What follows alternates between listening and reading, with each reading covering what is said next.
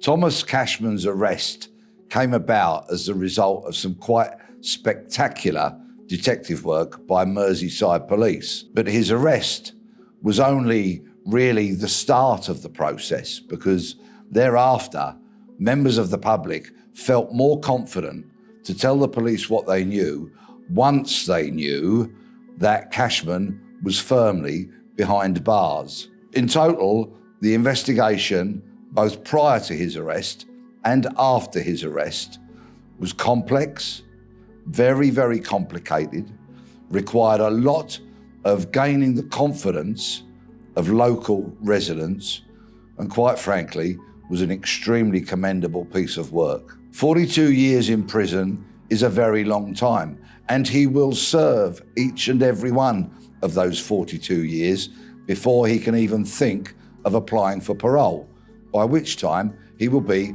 a 76-year-old man. I'm sure a whole life tariff would have been handed down if indeed the judge could have done that.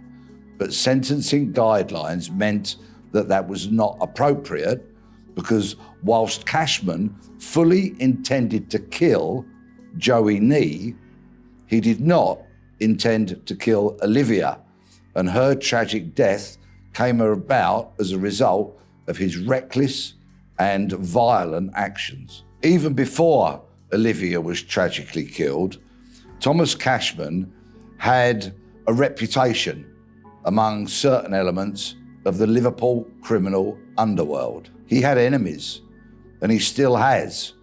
And I suspect that his time inside will be mainly spent in solitary confinement, because there are a number of people that would like to do him harm. There are a number of murders in Liverpool that remain stubbornly unsolved. Cashman, in fact, was arrested and questioned in connection with one of these crimes, but there was simply not sufficient evidence to prove that he was involved in it. The rumours and the reputation are going to make for a fairly uncomfortable time behind bars for Thomas Cashman. Some of these prisons are really a society all unto themselves.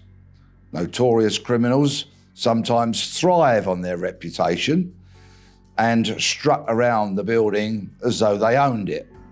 Thomas Cashman will find it very difficult to do that. There is a hierarchy within these jails whereby prisoners who still pull the strings of criminality on the outside enjoy that notoriety and are given some level of respect from other prisoners.